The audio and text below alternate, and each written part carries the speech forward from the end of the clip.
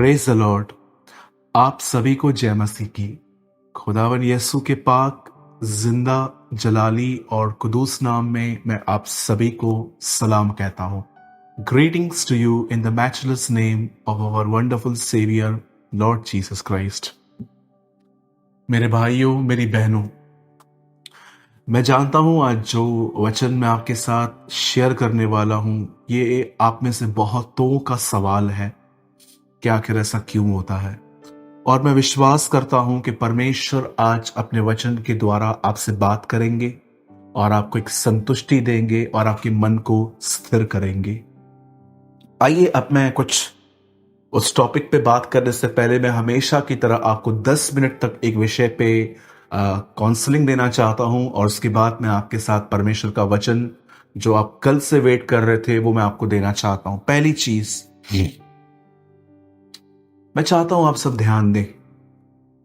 एक सवाल मैं आपसे पूछना चाहता हूं, क्या आप अपने जिंदगी में एक धन्यवादी, अ थैंकफुल पर्सन, क्या आप एक धन्यवादी व्यक्ति हैं? आप जानते हैं धन्यवाद का अपोजिट क्या होता है? कंप्लेंट्स करना। समटाइम्स जब मैं लोगों से मिलता हूं तो मैं देखता हूं कि उनके पास एक ऐसा हार्ट नहीं है जो खुदा को प्रेज करे, उसे थैंक्स कहे, लेकिन उनके पास एक ऐसा हार्ट है जो सिर्फ डिमांड करता है टाइम, पैसा, चीजें, इज्जत, प्यार। और मैं आप में से हर एक को कहना चाहता हूं, अगर आप कुछ वेट कर रहे हैं कुछ ठीक होने का और उसके बाद आप संतुष्ट होकर खुदा का शुक्र करेंगे, तो मैं आपको बताना चाहता हूं ये कभी भी समाप्त नहीं होने वाला है। एक इच्छा जब पूरी होती है तो इंसान के अंदर दूसरी इच्छा पैदा होती है। मैं आपसे पूछना चाहता हूं, क्या आप एक थैंकफुल पर्सन हैं? जरा सोचें। मेरे भाइयों, मेरी बहनों, अद्भुत चमत्कार होते हैं उनकी जिंदगियों में जो हमेशा खुदा का शुक्र करते हैं। आप में से कितने लोगों ने ऑब्जर्व किया कि यीशु ने 5,000 लोगों को खाना खिलाने के बाद खुदा को नहीं कहा कि मैं तेरा शुक्र करता हूं कि तूने ये करने में मेरी मदद की। द बाइबल से खिलाने से पहले उसने कहा कि पिता मैं तुझे धन्यवाद देता हूं क्योंकि तूने मैं तुझे धन्यवाद देता हूं। और उसके बाद उसने वो रोटियां बांटना स्टार्ट की। आप देखिए, धन्यवाद क्या सब कुछ देने के बाद दिया गया कि पहले दिया गया? मैं आप में से हर एक को कहना चाहता हूं, आपके लाइफ में अमेजिंग काम होंगे जब आप परमेश्वर को धन्यवाद दोगे। पर मैं आपसे कहना चाहता हूं, हम खुदा का शुक्र इसलिए न करें क्योंकि हम स्वार्थी हैं और हमें कुछ चाहिए, लेकिन हम इसलिए करें क्योंकि वो उसके डिजर्व करता है, वो उसके योग्य है कि उसे धन्यवाद दिया जाए। मैं आप में से हर एक को एक छोटी सी कहानी बताना चाहता हूं जिसका जिक्र बाइबल में आया है। आप देखें, जब परमेश्वर ने इस दुनिया को बनाया और उसने मनुष्य बनाया, उसने मनुष्य को अपना उसको घर दिया रहने के लिए, जिसको बाइबल में नाम दिया गया है ईडन गार्डन, अदन की वाटिका। और जब परमेश्वर ने उन्हें वहां पर रखा, वहां पर शैतान एंटर हुआ, उसने हवा से बात की, हवा के द्वारा वो आदम की जिंदगी में भी आया। और आप देखें, उससे पहला काम ईडन गार्डन में क्या किया? परमेश्वर ने उन्हें बहुत कुछ दिया था। एक अच्छा बगीचा, वहां से एक नदी बहती थी, उसमें सुलेमानी पत्थर थे, गोल्ड था। हम में से बहुत सारे लोग उस गार्डन के बारे में बहुत कम जानते हैं। मुझे कभी समय मिला मैं इसके ऊपर पूरा वीडियो बनाऊंगा कि ईडन गार्डन कैसा था।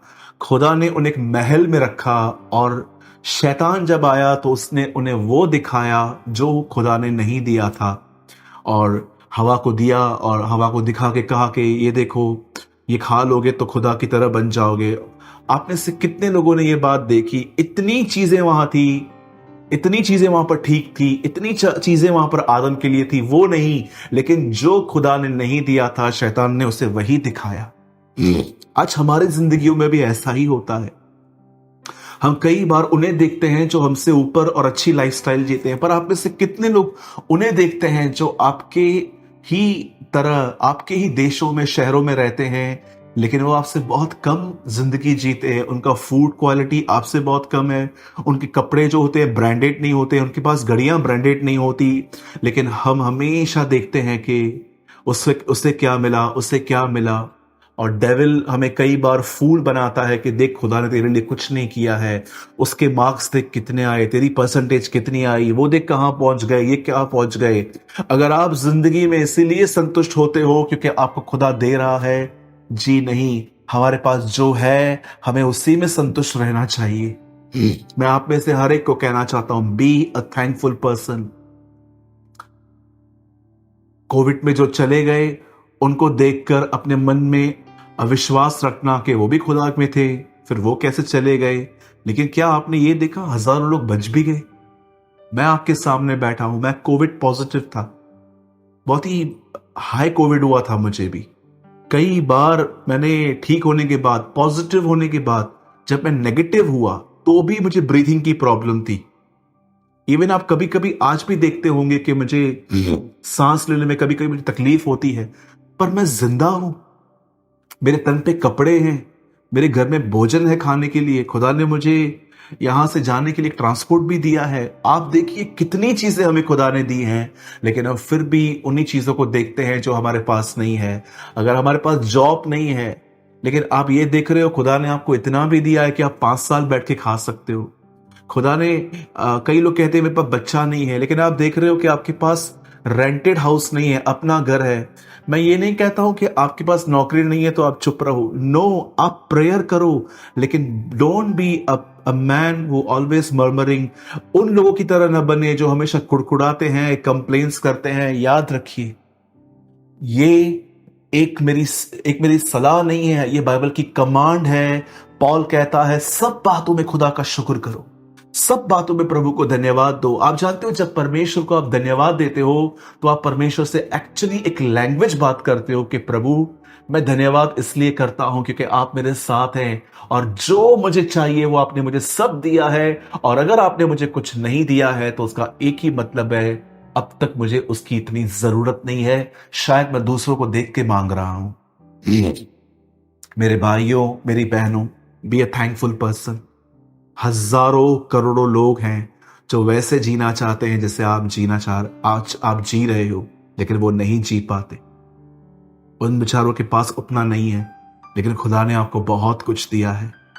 जब भी जहां भी बैठे, हर समय खुदा का शुक्र करें, हर समय उसे प्रेस करें, हर समय उसकी बड़ाई करें। दाऊद तो उसकी क्रिएशन को देख के भी उसको थैंक्स कहता था, धन्य है परमेश्वर जिसने पहाड़ियां बनाई, जिसने हिरन, जिन्होंने डियर को बनाया, हिरन बनाया। आप देखिए कई बार वो जानवरों को देखकर, पहाड़ों को देखकर, हरियाली को देखकर, ट्रीज को देखकर परमेश्वर का शुक्र करता था।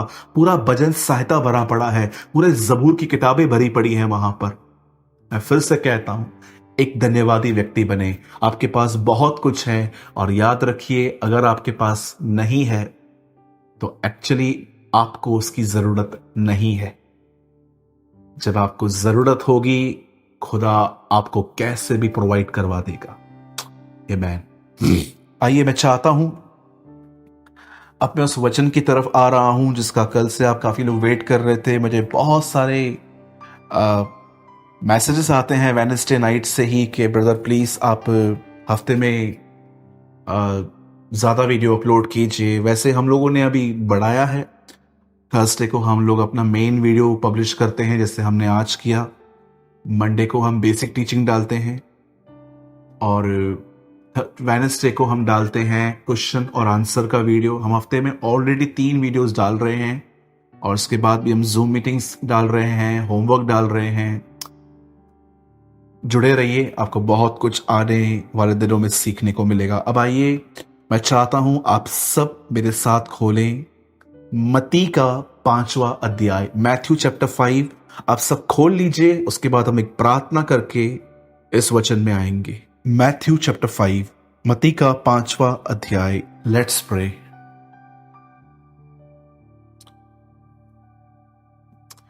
जमीन और आसमान के बनाने वाले, हम यीशु मसीह के नाम में आपके पास आते हैं। हम धन्यवाद देते हैं कि आप हमारे प्रभु हैं। आपने हमें चुना, हमने नहीं, आपने हमें चुना, अलग किया, धर्मी ठहराया, अपने लहू से खरीदा। और इन दिनों में आप हमें ब्लेस कर रहे हैं। प्रभु, मैं आपको महिमा और आदर देता हूं। मैं प्रार्थना करता हूं प्रभु, हमसे बात करें, मुझसे बात करें प्रभु, हमसे बात करें प्रभु, और अपने वचन के द्वारा हमारी जिंदगियों को बदलें। प्रभु जी, आज होने दीजिए आपका वचन आज हमारे हृदय को आर पार छेद कर अंदर आए और हमारे जीवन का हिस्सा बन जाए। मैं महिमा और आदर आपको देता हूं प्रभु जी। मैं इस विनती को यीशु के नाम में मांगता हूं। आमेन एंड आमेन। इस वर्ड को स्टार्ट करने से पहले आप जहां कहीं भी बैठे हैं इस समय, कोच पे, चेयर पे, पलंग पे, जमीन पे, मैं चाहता हूं आप स्ट्रेट हो जाइए। सबसे पहले और याद रखिए, विश्वास कीजिए, और मैं चाहता हूं आप इस बात को जाने जो अब मैं कह रहा हूं।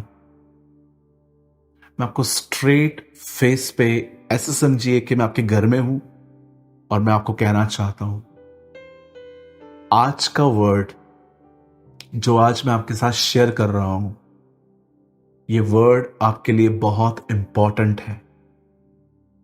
ये वर्ड मुझे परमेश्वर ने मेरे और आपके लिए दिया है। मैं आपसे विनती करता हूं, सिर्फ वचन को लेटकर, बैठकर, सोकर न सुने। आज स्ट्रेट बैठकर इस मन को, इस वर्ड को अपने अंदर आने दे। ये वर्ड आपका उद्धार कर सकता है आज। प्लीज ध्यान दे।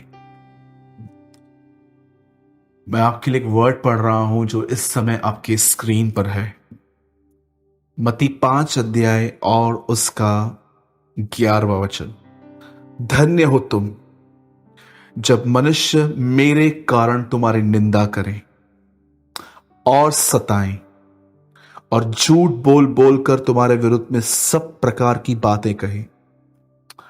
तब आनंदित और मगन होना, क्योंकि तुम्हारे लिए स्वर्ग में बड़ा फल है, इसलिए कि उन्होंने उन भविष्यवक्ताओं को जो तुमसे पहले इसी रीति से सताया था। अब आइए, मैं चाहता हूं आप ध्यान दें। आप में से बहुतों का सवाल होता है, सूरज भाई, जब हम प्रभु में बढ़ते हैं, क्यों हमारा परिवार, हमारे पड़ोसी, हमारे जॉब के अंदर जो हमारे साथ लोग काम करते हैं, या कई बार विश्वासी भी, क्यों वो हमें डिस्टर्ब, इरिटेट या सताते हैं? मुझे माफ कीजिएगा जो मैं कह रहा हूं, मैं किसी भी प्रभु के दास को टारगेट नहीं कर रहा, क्योंकि मुझे लगता है मैं बहुत छोटा हूं अब, और मैं कई बार अपने आप को पास्टर तक नहीं कहता, भाई कहता हूं, क्योंकि मुझे लगता है कि किसी के ऊपर भी उंगली उठाने से पहले मुझे खुद को जांच लेना चाहिए। लेकिन एक चीज मैं आपको कहना चाहता हूं, बहुत सारे लोगों ने हमारे सामने आशीषों को इस तरह प्रचार किया है, चंगाई, पैसा, छुटकारे, घर मिलना, नौकरी मिलना। अगर आज भी कई लोगों से मैं पूछूं कि आशीषें क्या है, तो उनकी लिस्ट में ये 5-6 चीजें होती हैं, और मैं इनका डिनाई नहीं करता। यस, ये हमारी जरूरतें हैं, ये मुझे भी चाहिए। मैं भी चाहता हूं कि मेरे पास काम हो, पैसा हो, जिससे मैं अपना घर चला सकूं, मेरे घर में सबकी सेहत ठीक हो। यस, मैं मानता हूं। पर कितने लोगों ने, मैं आप में से हर एक से पूछना चाहता हूं कि जो प्रचारक भाई हैं, कितने लोगों ने ये अपने कलीसिया में हमने सिखाया है? यीशु कहता है, धन्य हो तुम जब मेरे कारण सताए जाओ। हिंदी में लिखा है धन्य, इंग्लिश में लिखा है ब्लेस्ड, और उर्दू में लिखा है मुबारक। आप जानते हैं, प्रभु के नाम से सताया जाना एक ब्लेसिंग है। पुराने नियम में हर भविष्यवक्ता सताया गया। आज कई बार हम सोचते हैं कि मसीह में आने के बाद हमें क्यों तकलीफ आती है, मसीह में आने के बाद हमारी समस्याएं कभी कभी बढ़ क्यों जाती है। आज मैं आपके सारे सवालों का उत्तर देने से पहले मैं आपको पहले यह बताना चाहता हूं, क्या आप जानते हो, यूहन्ना जब जेल में गया और जब वो बंदी गृह में गया और उसके बाद वो पितमुस के टापू पे पहुंचाया गया रेवलेशन 1 में, तो जानते हो वो क्या कहता है? मैं तुम्हारा भाई और मसीह के दुखों में और उसके धीरज में सहभागी। अब जानते हो, पहले के लोग प्रभु के कारण सताए जाने को एक आशीष की तरह लेते थे। वो जानते थे कि वो पहले अपनी गलतियों से सताए गए, लेकिन अब वो एक सही वजह से सताए गए हैं।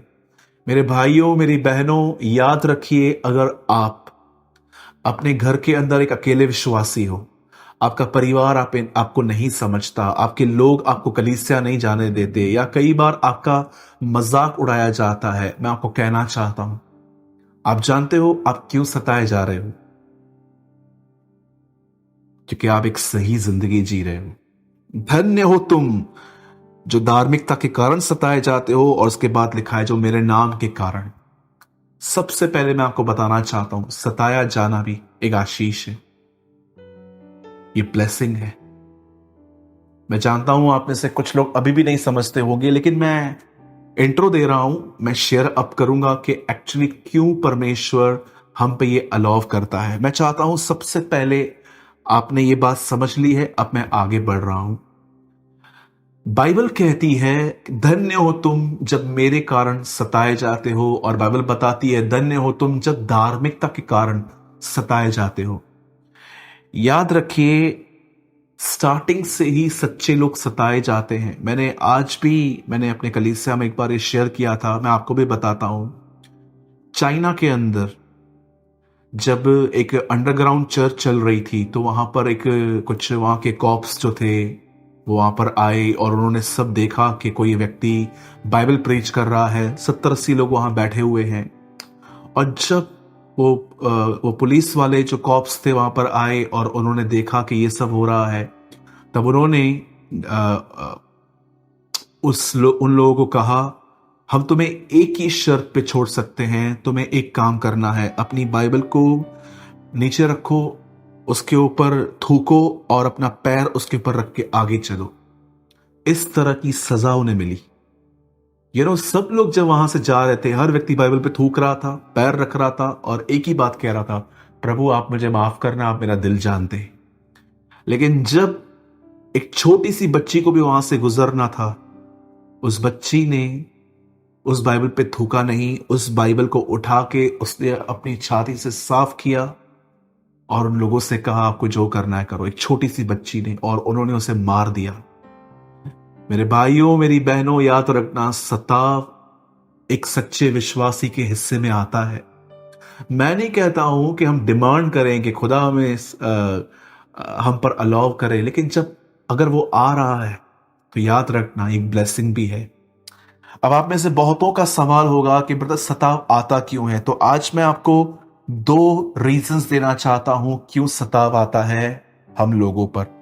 पहली बात, सबसे पहले याद रखिए, अगर परमेश्वर आपके ऊपर सताव आने दे रहा है, तो पहला जो रीजन है वो है कि आप में चेंजेस आए, आप में बदलाव आए।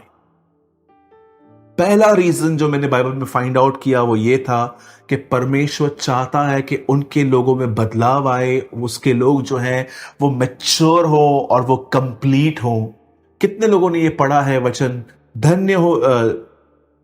धन्य है वे जो परीक्षा में स्थिर रहते हैं, वे खरे निकलेंगे और जीवन का मुकुट पाएंगे। और उसके बाद लिखा गया है, धीरज को अपना पूरा काम करने दो ताकि तुम सिद्ध और अनुभवी हो जाओ। सपोज मैं आपसे एक क्वेश्चन पूछना चाहता हूं, अगर आपके इर्द गिर्द खुदावन ने ऐसे लोग रखे हैं जो आपको टोंट करते हैं, ताने मारते हैं, जो आपको इरिटेट करते हैं, जानते हैं परमेश्वर कई बार आपकी जिंदगी में इस तरह का सताव क्यों आने देता है कि लोग आपको प्रेस करें, दबाएं? मुझे एक बात बताइए, अगर मुझ में घमंड है, अगर मुझ में प्राइड है, और मैं प्रभु से प्रार्थना करता हूं कि प्रभु, मैं प्रार्थना करता हूं यीशु के नाम से, मेरे अंदर से बहुत घमंड है प्रभु, मैं किसी की सुन नहीं सकता। जब मुझे कोई एक कहता है तो मैं उसको 3 बातें सुना देता हूं। या कई बार जो मैं काम करता हूं, मैं किसी से एडवाइस नहीं लेता, मैं अपनी मर्जी से करता हूं, फिर फेल होता हूं, फिर सब पे ब्लेम्स करता रहता हूं। या प्रभु, मैं चाहता हूं मैं लोगों को माफ करूं, लेकिन मैं माफ कर नहीं पाता, मैं उनकी बातों को भूल नहीं पाता। मुझे एक बात बताइए, क्या आपने अपने प्राइड को पहचाना है? आज बहुत सारे लोगों को तो बिलीव भी नहीं होता कि उनमें प्राइड है। जब भी प्राइड के ऊपर प्रचार चलेगा ना, उन्हें लगेगा ये मेरे लिए थोड़ी ना है, मैं थोड़ी ना घमंडी हूं। जॉइस मेयर सिस्टर ने, मैंने उनके किताब में बहुत साल पहले एक बात पढ़ी थी कि उन्होंने एक स्टॉल लगाया, उस स्टॉल पे उन्होंने सीडीज रखी बेचने के लिए, और सीडी का नाम था घमंड मत करो। और उन्होंने अपने किताब में लिखा था, वो सीडी में से कोई उस सीडी में कोई बिक्री ही नहीं हुई, कोई ले ही नहीं रहा था, क्योंकि जो भी वहां से पास हो रहा था सब सोच रहे थे मैं क्यों लूं, मुझ में घमंड थोड़ी ना है। मैं आप में से हर एक को कहना चाहता हूं, मैं आपके सामने कबूल करता हूं मुझ में घमंड है। और आप माने या ना माने, मुझे पकड़ के जितने भी लोग आप मुझे देख रहे हैं, हम सब में घमंड है। रेशोस है, किसमें बहुत ज्यादा है, किसमें कम है, लेकिन हम सब में कहां ना कहां घमंड है। जिस व्यक्ति में घमंड होता है, वो कभी किसी की डांट नहीं सुन सकता, वो किसी से एडवाइस नहीं लेता, वो आदमी कभी महसूस नहीं करता कि उसने गलती की है। अगर आप ये प्रार्थना करते हैं कि प्रभु मुझ में घमंड है, तो मुझे बताइए, क्या सिर्फ प्रार्थना करके आपका घमंड बाहर आ जाएगा? क्या सिर्फ उपवास करके आपका घमंड बाहर आ जाएगा? या आपको लगता है कि सिर्फ चर्च जाने से और बाइबल पढ़ने से आपका घमंड आ जाएगा? याद रखिए, the Bible says I am sorry, the Bible says, गिरने से पहले घमंड, ऊंचा उठने से पहले नम्रता आती है। घमंड को चूर करने का एक सबसे बेस्ट तरीका है कि खुदा हमारे जिंदगियों में ऐसे लोग रखता है जो हमें अच्छा बिहेव नहीं करते, और जब हम उनकी सुन के शांत रहते हैं, इससे आपका घमंड टूटता है और ये आपके उद्धार का कारण बनता है। मेरे भाइयों, मेरी बहनों, जरा सोचिए, नरक जाने से अच्छा है थोड़ी डांट सुन ले। आप में से कोई कह सकता है कि ये कैसा है ब्रदर, मुझे बताइए। जब यीशु ने कहा अगर व्यभिचार कर रहा है और तेरी आंख तुझे ठोकर खिला रही है तो क्या कर, उसे निकाल के फेंक दे। तेरा हाथ तुझे ठोकर खिलाता है तो उसे काट के फेंक दे।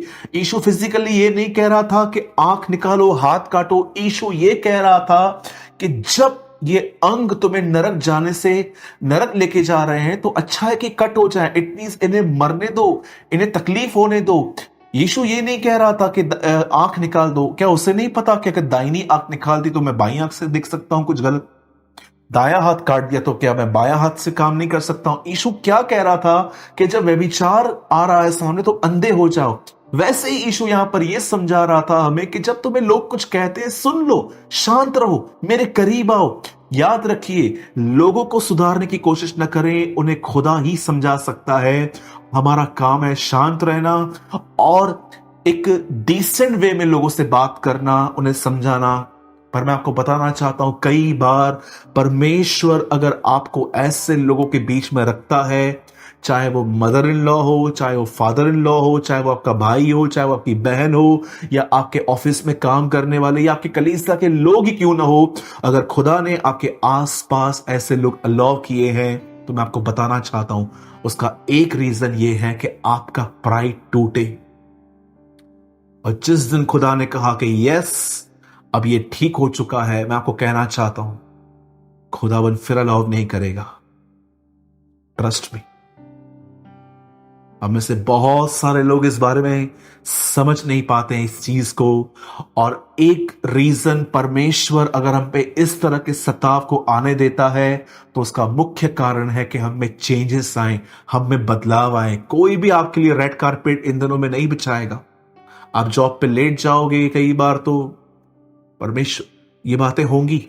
अब दूसरा रीजन जो मैं आपको बताना चाहता हूं, अगर परमेश्वर हम पे सताव आने दे रहा है अपराइट लाइफ जीने के बाद भी, तो उसका एक रीजन है, परमेश्वर आने वाले दिनों में आपको मिनिस्ट्री देगा।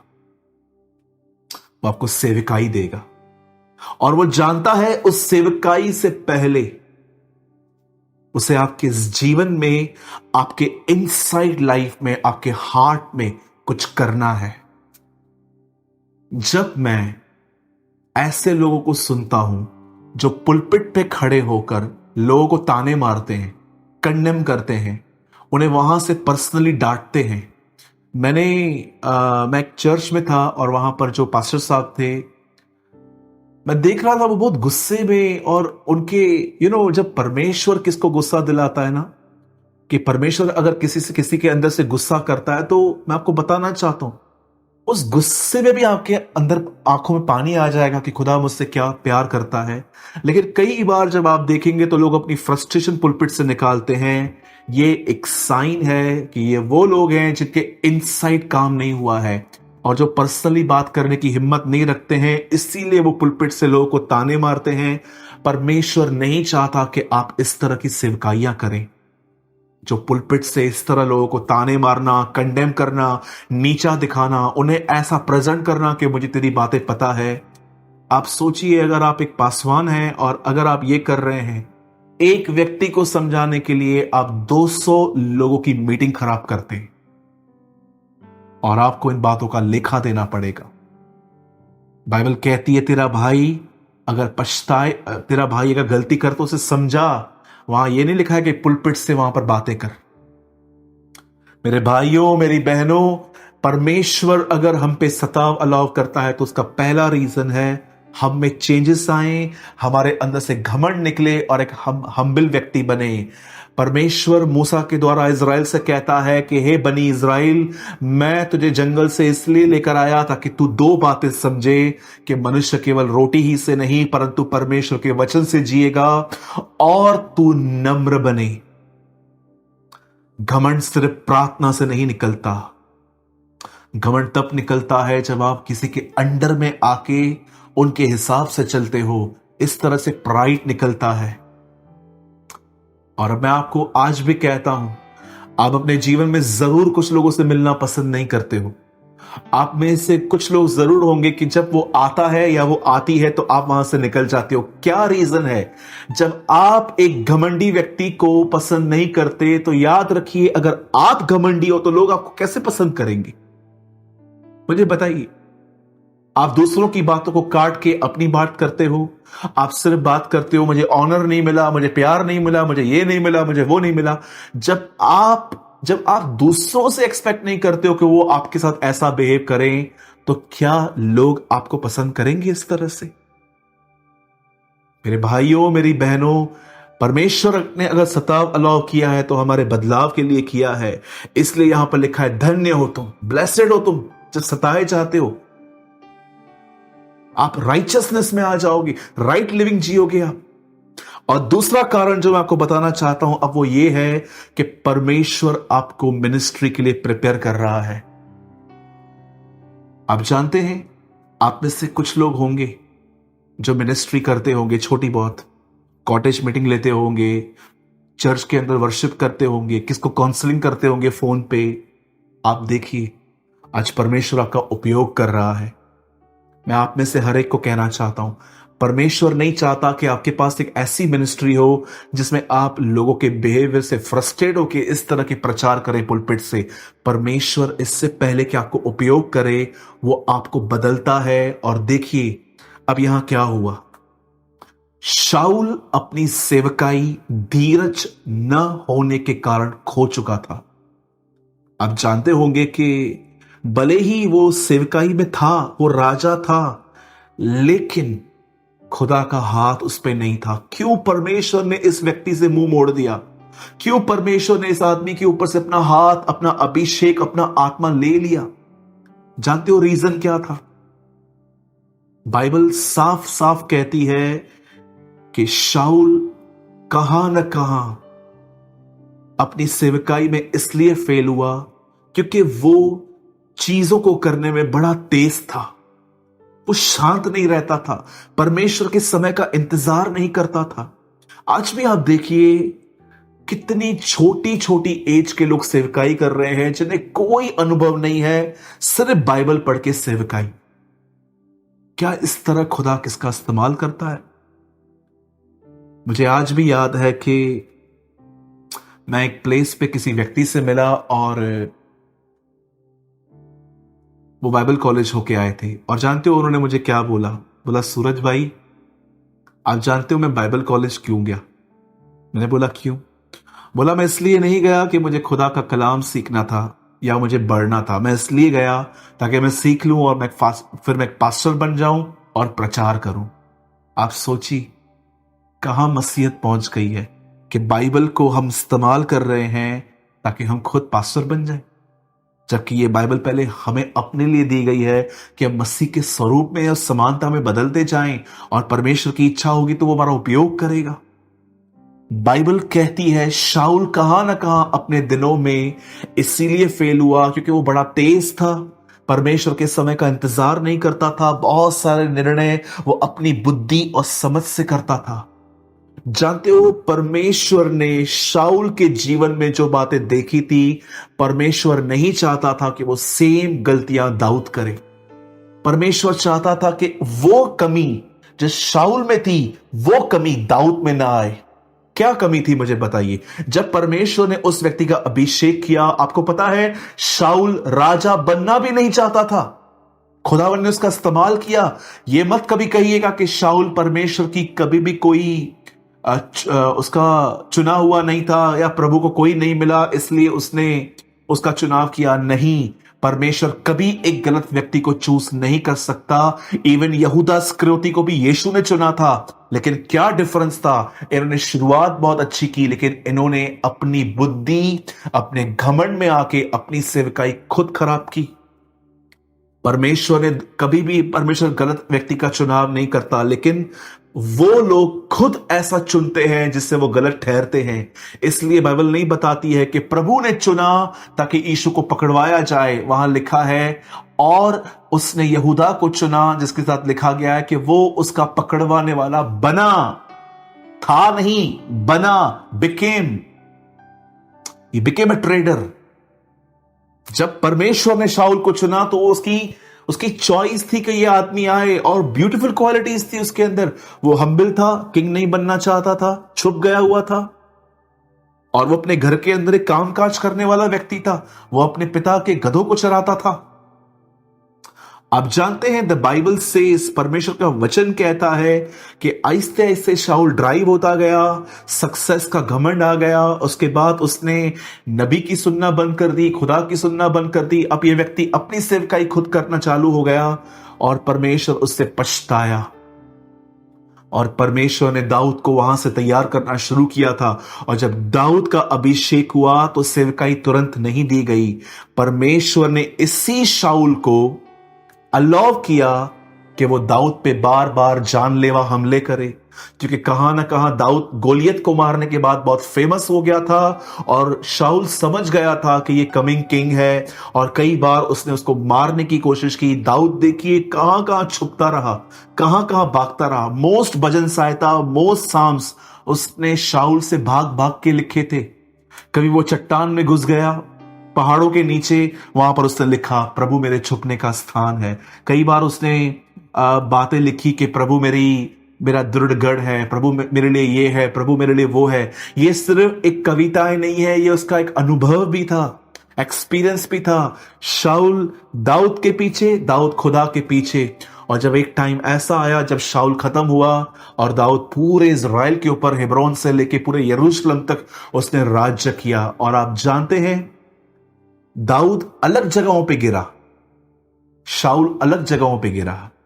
आप जानते हैं दाऊद व्यभिचार में गिरा था, पर शाऊल कभी भी व्यभिचार में नहीं गिरा था। और आप में से कितने लोगों ने नोटिस किया, शाऊल धीरज में गिरा, लेकिन दाऊद कभी धीरज में नहीं गिरा। कई बार वो खुदा के पास जाता था, उसे कहता था क्या मैं लड़ने जाऊं? प्रभु कहता था राइट साइड जा। कई बार वो कहता था प्रभु आज जाऊं, आज वेट कर, कल जाना। प्रभु आज मैं जाऊं, आज लेफ्ट साइड से जा। परमेश्वर उसकी रणनीतियां, परमेश्वर की प्लानिंग हर बार चेंज करता था, क्योंकि दाऊद के अंदर एक अच्छी हैबिट थी। वो खुदा को इनवाइट करता था, वो उससे पूछता था कि मैं करूं कि नहीं करूं।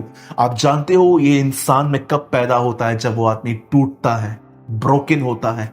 खत्म होता है। अदरवाइज लोग सब अपनी मर्जी से करते हैं क्योंकि फायदा है, और जब फायदा नहीं होता तो खुदा से कहते हैं कि तूने मेरे साथ ये क्यों किया। आप जानते हो आजकल बहुत लोगों के ऊपर जो तकलीफें हैं वो खुदा की तरफ से नहीं है, उनकी खुद की मूर्खताओं की वजह से है। मैं आपसे पूछना चाहता हूं, अगर अगर हम एक चर्च रन कर रहे हैं, अगर हम एक कलीसिया चला रहे हैं, हमें पता है कि 10:30 11 o'clock के बाद हमें स्पीकर्स जोर से ऑन नहीं करने चाहिए, आवाज नहीं करनी चाहिए, नहीं तो आसपास वालों को दिक्कत होगी। और उसके बाद अगर वो आएंगे आप पे चिल्लाएंगे, आप क्या कहोगे? प्रभु की तरफ से सताव है, ये आपकी मूर्खता है, ये आपकी फुलिशनेस है। अगर आप और मैं चर्च का लाइट का बिल पे नहीं करते हैं, और लाइट के जो लोग हैं जो काम करते हैं कर्मचारी, वो हमारी लाइट काट के जाते हैं, और हम ऐसे ही बैठे हैं और लोग आपको आके कहेंगे क्या हुआ? ओ हमारे ऊपर सताव आया। ये सताव है? मुझे बताइए। हमें से बहुत सारे जो लोग हैं वो सोचते हैं कि हमें से बहुत सारे लोग सोचते हैं कि जो मुझ पे सताव आया है, बहुत बार सताव हम खुदा की तरफ से नहीं होता। बहुत सारी तकलीफें खुदावन नहीं बेचता, वो हम खुद परचेस करते हैं। अगर आप एक मसीह भाई हैं और अगर आप एक घर लेने के लिए एक लोन ले रहे हैं, पर आपकी जॉब भी जो है वो परमानेंट नहीं है, और आगे चल के आपकी नौकरी जा रही है, और अगर अब आपको इंस्टॉलमेंट भरनी है, और अब आप क्या कहोगे कि बैंक मुझे सता रहा है? जी नहीं। बहुत सारी तकलीफें, बहुत बार सताव हम खुद लेकर आते हैं। लेकिन याद रखिए, कई बार अगर परमेश्वर आप पे सताव ले आता है तो दो वजहों से ले आता है। एक, आप में सुधार आए, मुझ में सुधार आए, और दूसरा, परमेश्वर हमारी मिनिस्ट्री को प्रिपेयर करता है। मुझे बताइए, अगर आगे चल के कोई आपकी सेवकाई में आपसे पूछेगा कि आप कैसे नम्र बने, आपके पास क्या अनुभव है, आप क्या बताएंगे? मुझे बताइए। अगर आप जीवन भर सबको सुनाते ही आए हैं, सबको, किसी ने आपको एक बोला आपने उनको 3 बोल दिया, स्टिल आप प्राइड में चल रहे हैं, आप कैसे सिखाएंगे कि हम्बल क्या होता है? याद रखिए, आज की टेस्टिंग कल की आपकी टेस्टमनी है। आज का ये बदलाव कल आपका प्रचार है। हम वो लोग न बने जो सिर्फ और सिर्फ बाइबल को प्रेच करें, हम वो बने जो बाइबल के द्वारा अपने जीवन में यीशु मसीह को दिखा सके कि देखो ये लिखा है और ये मेरे जीवन में हुआ है। शाऊल और दाऊद में ये डिफरेंस था। परमेश्वर चाहता था कि दाऊद वो गलतियां न करे जो शाऊल ने की है, और परमेश्वर ने कहां न कहां दाऊद को दौड़ाया, परीक्षाएं दी। शाऊल गुस्से में आता था, दाऊद को मारने के पीछे भागता था, और दाऊद छुपता था। दाऊद इनसाइड पूरा खाली हो गया, और दाऊद अंत तक एक अच्छा लीडर बने रहा। नो डाउट उसने कुछ गलतियां की, लेकिन फिर भी उसके राज्य में उसकी प्रजा खुश थी। कहां न कहां उसने गलतियां करने के बाद उसमें सुधार भी लाया। लेकिन मैं कहना चाहता हूं मेरे भाइयों, मेरी बहनों, अगर परमेश्वर आपको सताव में ले जा रहा है, अगर परमेश्वर आपको ऐसे लोगों के बीच में रख रहा है जो ठीक नहीं है, तो उसका पहला कारण है कि वो आप में बदलाव ला रहा है। दूसरा रीजन, वो आगे चल के आपको एक मिनिस्ट्री देगा। मैं नहीं जानता हूं ये मिनिस्ट्री कैसे होगी। हो सकता है मेरी बहनों वो आपको संडे स्कूल में यूज करें, वर्शिप के लिए यूज करें, प्रीचिंग के लिए यूज करें। यस, मैं बिलीव करता हूं बहनें प्रचार कर सकती हैं। मेरे कलीसिया में बहनें प्रचार करती हैं, मेंटरशिप में हमारे बहनें प्रचार करती हैं। मैं बिलीव करता हूं, यस, प्रभु ने कहा है, पॉल भी कहता है एक जगह पे कि उन बहनों का आदर करो, उन बहनों के बोलो एक मन रहो। ये वो बहनें हैं जिन्होंने गॉस्पल शेयर करने में मेरी हेल्प की। मैं बिलीव करता हूं कि यस, बहनें अपने पास्टर के अधीनता में रह के बड़े डिसेंट वे में अपनी गवाही और परमेश्वर का वर्ड शेयर कर सकती हैं। मैं आप में से हर एक को कहना चाहता हूं, मेरी बहनों, मेरे भाइयों, खुदा ने आपके लिए सेवकाई रखी है, और वो आपको प्रिपेयर कर रहा है। वो आपके अंदर आपके अंदर चेंज कर रहा है आपको, वो आपके अंदर पेशेंस, वो आपको मैच्योर और कंप्लीट बना रहा है। वो नहीं चाहता कि आपके पास सिर्फ बाइबल हो, सिर्फ वचन हो, वो चाहता है कि आपके पास सिर्फ अनुभव हो, मैच्योरिटी भी हो। जब आप प्रचार करते हैं और कहें लोगों के सामने कि पृथ्वी के नमक बनो, तो परमेश्वर आपको ऐसा व्यक्ति बनाना चाहता है कि कोई आपसे पूछे कि नमक क्या होता है, तो आप उनको अपने जीवन से बता सको कि खुदा ने आपको कैसे बदला है। और याद रखिए, एक आखिरी कारण जो मैं आपको बताना चाहता हूं, मैं जानता हूं ये बहुत टफ है, कुछ लोग नहीं समझ पाएंगे। जरा सोचिए, अगर आपके ऊपर सताव है, परमेश्वर को आप पर घमंड है कि आप सताव सहने के बाद भी उसके साथ चलते हैं। आपको पता है, बाइबल के अंदर अय्यूब की किताब है और परमेश्वर शैतान से कहता है, क्या तूने मेरे दास अय्यूब पे ध्यान दिया? उसके जैसा खरा, सीधा, बुराई से दूर रहने वाला, मेरा भय मानने वाला कोई नहीं है। अब आप और मैं क्या ये विश करते हैं कि एक दिन खुदा हमारे लिए ये कहे? जरा सोचिए, हजार लोग प्रेस करें हमें, कोई मायने नहीं रखता, एक शब्द वो कह दे, ये बहुत बड़ी बात होती है।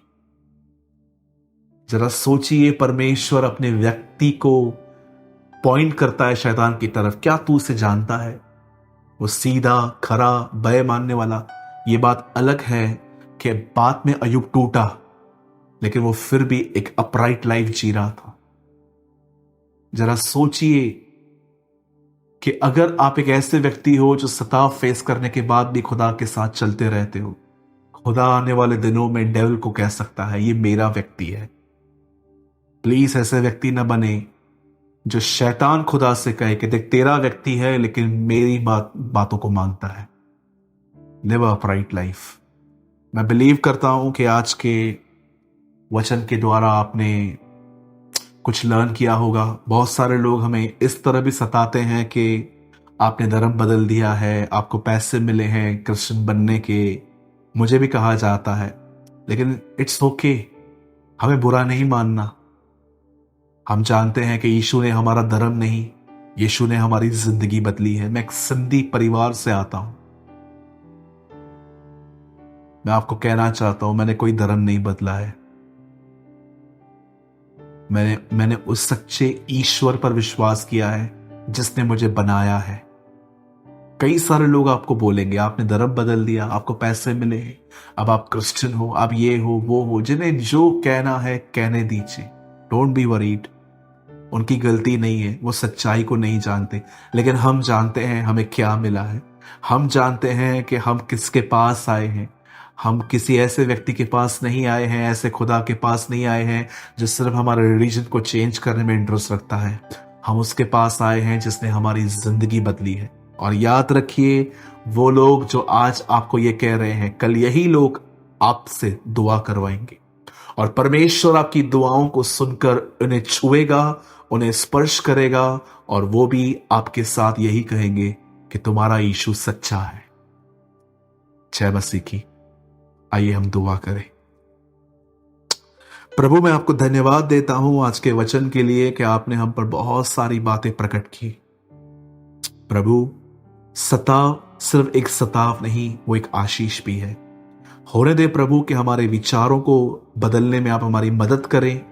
हम जाने खुदावन कि कौन सी परीक्षाएं हम खुद ला रहे हैं और कौन सी परीक्षाएं तू अलाउ करता है। और होने दे प्रभु जी, हम नम्र और दीन बने, मैच्योर और कंप्लीट बने, ताकि आगे चल के हमारे पास सिर्फ कलाम नहीं लेकिन मैच्योरिटी भी हो, अनुभव भी हो। हर एक को आप ब्लेस करें, हर एक को आप आशीष दें। मैं आपसे विनती करता हूं, सारी महिमा आदर आपको देते हुए हम दुआ को यीशु के नाम से मांगते हैं। आमीन एंड आमीन।